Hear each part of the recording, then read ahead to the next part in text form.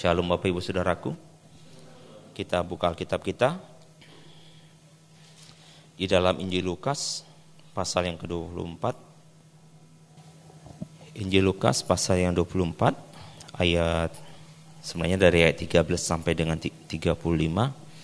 Tapi kita baca bersama-sama ayat 28 sampai dengan 35. Injil Lukas pasal yang 24 ayat 28 sampai dengan ayat yang 35, kita baca bersama-sama. 2, 3. Mereka mendekati kampung yang mereka tuju, lalu ia berbuat seolah-olah hendak meneruskan perjalanannya. Tapi mereka sangat mendesaknya, katanya, tinggallah bersama-sama dengan kami, sebab hari telah menjelang malam dan matahari hampir terbenam. Lalu masuklah ia untuk tinggal bersama-sama dengan mereka. Waktu ia duduk makan dengan mereka, ia mengambil roti, mengucap berkat, lalu memecahkannya dan memberikannya kepada mereka. Ketika itu terbukalah mata mereka, dan mereka pun mengenal dia, tapi ia lenyap dari tengah-tengah mereka. Kata mereka seorang kepada yang lain, bukankah hati kita berkobar-kobar ketika ia berbicara dengan kita di tengah jalan, dan ketika ia menerangkan kitab suci kepada kita? Lalu bangunlah mereka dan terus kembali ke Yerusalem. Di situ mereka mendapati 11 murid itu. Mereka sedang berkumpul bersama-sama dengan teman-teman mereka. Kata mereka itu, sesungguhnya Tuhan telah bangkit dan telah menampakkan diri kepada Simon. Lalu kedua orang itu pun menceritakan apa yang terjadi di tengah jalan dan bagaimana mereka mengenal dia pada waktu ia memecah-mecahkan roti. Amin. Bapak Ibu Saudaraku, malam hari ini saya ingin berbicara tentang apakah hati kita masih berkobar-kobar.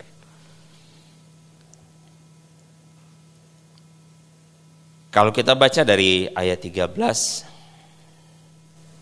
jadi berkisah tentang di mana Tuhan Yesus sudah bangkit dan ada 2 orang muridnya yang melakukan perjalanan ke Emmaus. Dan di situ banyak hal yang menarik kalau kita perhatikan. Dan saya percaya sebenarnya di dalam kehidupan pengikutan kita di dalam Tuhan, saya percaya ini bisa terjadi di dalam hidup kita. Bisa terjadi. Terhadap murid-murid hal itu juga terjadi. Di awal mereka begitu semangat saat mengikut Yesus, saat terjadi penyaliban dan Yesus mati. Tapi sebelum hal itu terjadi, Yesus sudah memberitahukan kepada muridnya bahwa dia memang harus ditangkap, dia harus mati untuk menanggung dosa, tapi di hari ketiga dia akan dibangkitkan. Kita akan belajar dari para murid, terutama 2 murid ini, bagaimana keadaan hati mereka sebenarnya. Dikatakan di ayat yang kita lompat, di ayat sebelumnya, di ayat 16, dikatakan, ayat 15 biar kita sama-sama mengerti. Ketika mereka sedang bercakap-cakap dan bertukar pikiran, datanglah Yesus sendiri mendekati mereka, lalu berjalan bersama-sama dengan mereka. Ayat 16, tetapi ada sesuatu yang menghalangi mata mereka sehingga mereka tidak dapat mengenal dia. Kita lompat ayat 31. Ketika itu terbukalah mata mereka dan mereka pun mengenal dia, tetapi ia lenyap dari tengah-tengah mereka. Hati yang berkobar terkadang bisa terhalangi. Kalau saya lihat dari 2 ayat ini, ada hal yang menghalangi, ada hal yang menutupi, sehingga ketidakpercayaan itu menjadi penghalang untuk kita mengenal dan mengalami Tuhan secara utuh. Di dalam versi literal translation dikatakan di ayat 16, namun mata mereka terhalang sehingga mereka tidak dapat mengenali Dia seutuhnya. Di ayat 31 juga hampir sama. Dikatakan, dan terbukalah mata mereka dan mereka pun mengenal Dia seutuhnya. Tapi saat kita lompat di ayat ke-25, dikatakan saat mereka sedang bercakap-cakap, Tuhan Yesus memberitahukan dan membukakan mata mereka tentang apa yang tertulis di dalam kitab suci, dan dia berkata kepada muridnya, dia berkata seperti ini, lalu ia berkata kepada mereka, hai kamu orang bodoh, betapa lambannya hatimu sehingga kamu tidak percaya segala sesuatu yang telah dikatakan para nabi. Jadi ketidakpercayaan itu menjadi penghalang untuk murid-murid melihat dan mengenal Yesus secara utuh. Karena kenapa? Kalau kita baca, Bapak Ibu Saudaraku, di ayat 18 sampai dengan ayat 24, para murid memberikan perumpamaan bagaimana sebenarnya, dan mereka berharap bahwa Yesus itu yang akan menjadi pembebas atas Israel. Jadi murid-murid sudah punya framing ini tentang apa yang mereka harapkan.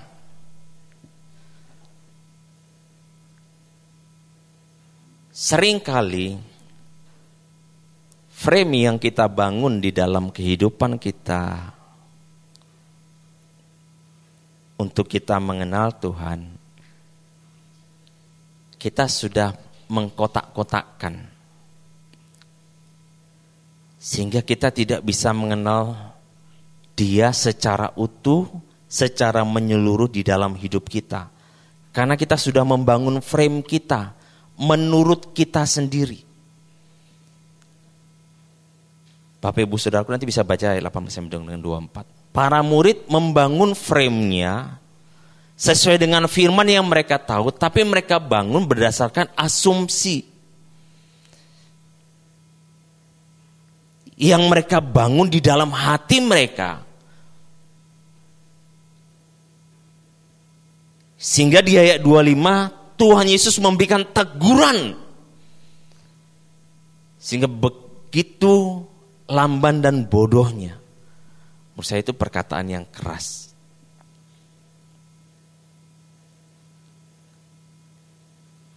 Jangan sampai kita membangun framing tentang pengenalan kita kepada Tuhan. Karena Tuhan ingin dikenal lebih dan lebih lagi di dalam hidup kita. Jangan membatasi Tuhan untuk Dia memperkenalkan dirinya kepada setiap kita.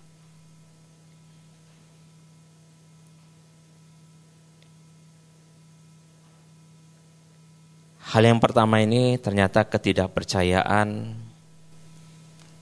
itu menjadi penghalang untuk kita mengenal Dia secara utuh di dalam hidup setiap kita.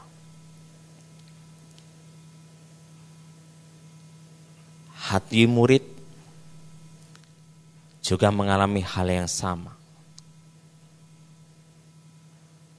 Yang kedua kita dapat lihat Bapak Ibu Saudaraku,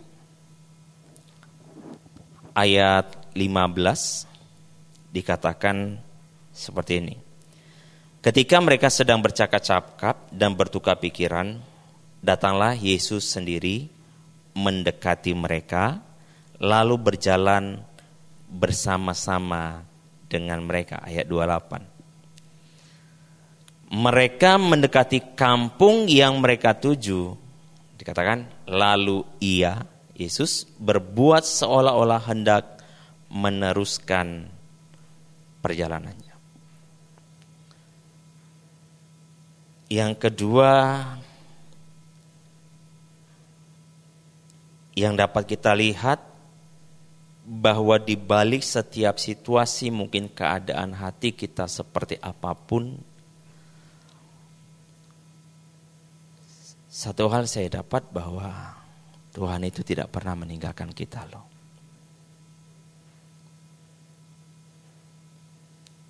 Segelisah apapun hati kita, Dia itu tidak pernah meninggalkan.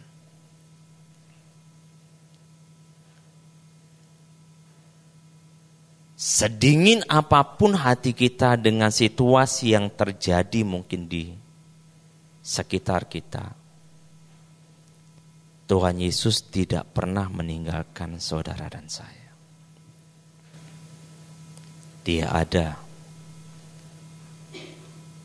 bersama-sama. Dia ada.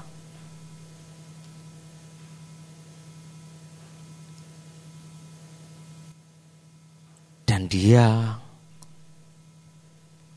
akan tetap mengiringi akan langkah kita.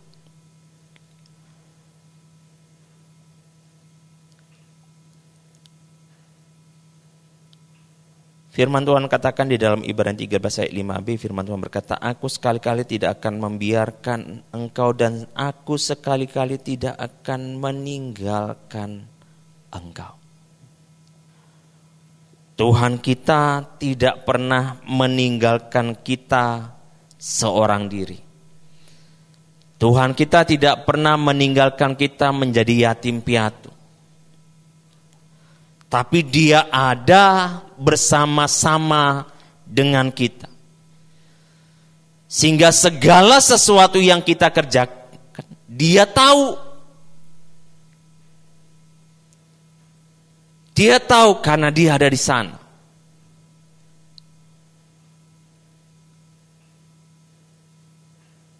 Jadi Dia Allah yang berjanji, saya percaya bahwa Dia akan menggenapi segala sesuatu di dalam hidup setiap kita. Yang pertama tadi, ketidakpercayaan itu menjadi penghalang untuk hati kita berkobar.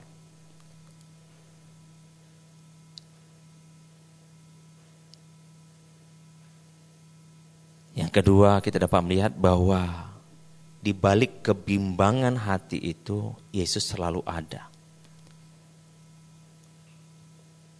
untuk firman-Nya itu supaya tetap hidup di dalam hidup setiap kita. Ayat 32 sampai dengan 35 firman Tuhan berkata seperti ini. Kata mereka seorang kepada yang lain, bukankah hati kita berkobar-kobar ketika Ia berbicara dengan kita di tengah jalan dan ketika Ia menerangkan kitab suci kepada kita? Lalu bangunlah mereka dan terus kembali ke Yerusalem. Di situ mereka mendapati ke-11 murid itu. Mereka sedang berkumpul bersama-sama dengan teman-teman mereka. Kata mereka, sesungguhnya Tuhan telah bangkit dan telah menampakkan diri kepada Simon. Kedua orang ini menceritakan kepada murid-murid yang lain. Dikatakan di ayat 32 tadi bahwa hati mereka berkobar-kobar ketika Ia berbicara, ketika Tuhan Yesus sedang berbicara kepada mereka, dan ketika Ia menerangkan kitab suci kepada mereka.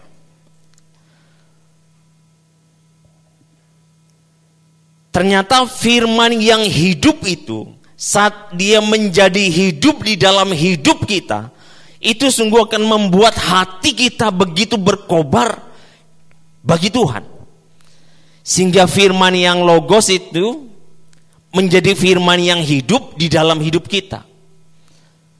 Yang menerangi, yang membuat kita semakin mengerti kebenaran demi kebenaran di dalam Tuhan. Membangun sebuah hubungan dengan Tuhan dan firman-Nya seharusnya membuat hati kita berkobar bagi Dia. Saat para murid dijelaskan oleh Tuhan Yesus maksud dari kebenaran firman Tuhan, kitab suci, bagaimana Mesias harus menanggung segala sesuatunya, hati mereka berkobar karena mereka melihat kebenaran itu nyata di dalam hidup mereka. Jadi biarkan juga kebenaran Tuhan, firman-Nya yang hidup itu hidup dan mengobarkan hati kita.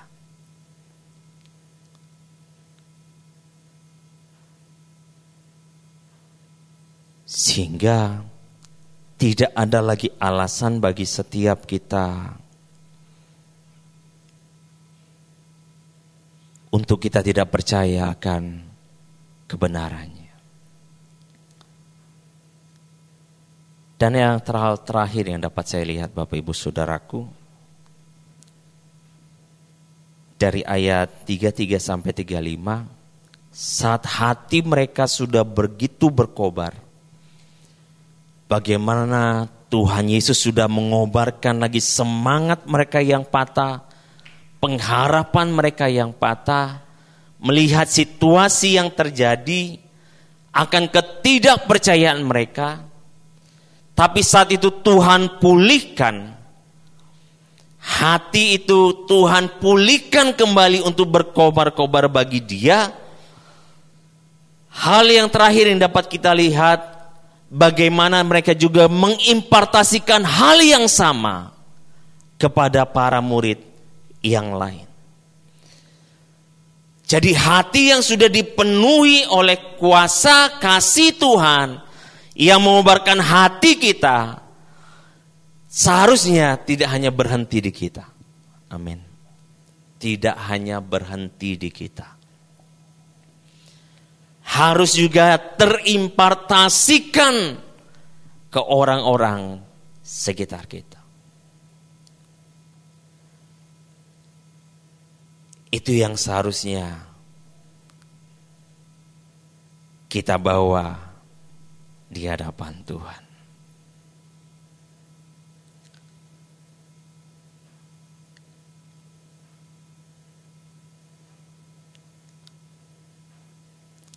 Beberapa waktu saya sudah saksikan di ibadah satu.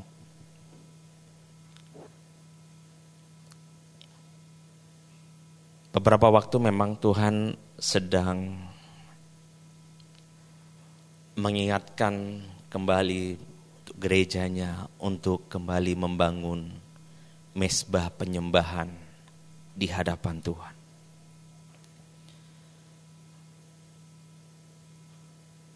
Dan itu yang terus terngiang di hati saya, bahwa mezbah penyembahan itu harus dibangun kembali, di mana korban bakaran itu harus dipersembahkan, tapi mezbah itu harus dibangun.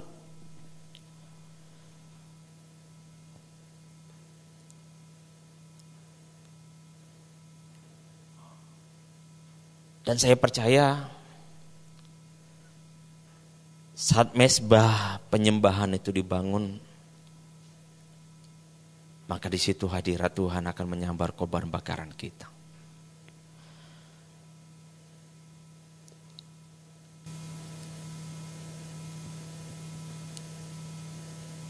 Dan kita harus membangunnya bersama-sama. Seperti halnya para murid ini, dia mengimpartasikan apa yang dia dapat. Dan mari juga kita kerjakan bagi gerejanya di tempat ini.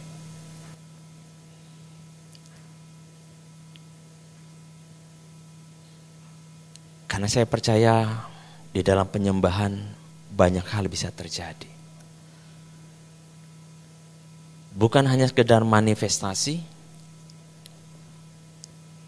tapi saya percaya mukjizat demi mukjizat juga akan terjadi di sana.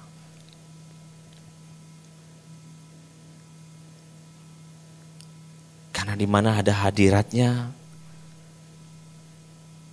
Saya percaya bahwa Tuhan kita juga hadir di sana. Jadi mari kita bangun bersama-sama.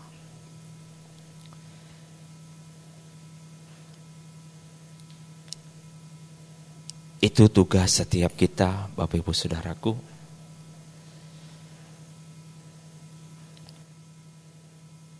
Jadi jangan pernah berhenti di kita. Saya coba membagikan apa yang saya dapat, bahwa kita harus membangunnya bersama-sama.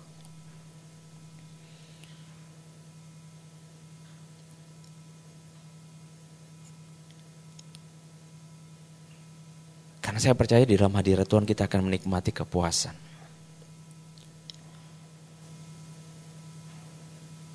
Itu yang seharusnya gereja Tuhan alami.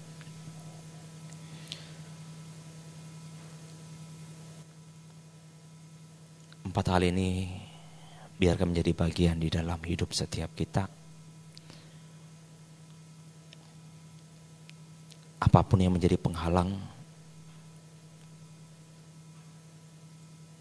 saya percaya bahwa Roh-Nya akan membukakan setiap kebenaran demi kebenaran, sehingga memerdekakan hidup kita. Sehingga tidak ada apapun yang menghimpit hati kita, yang dapat menarik hati kita. Tapi kita percaya bahwa kuasanya akan bekerja bagi saudara dan saya. Amin.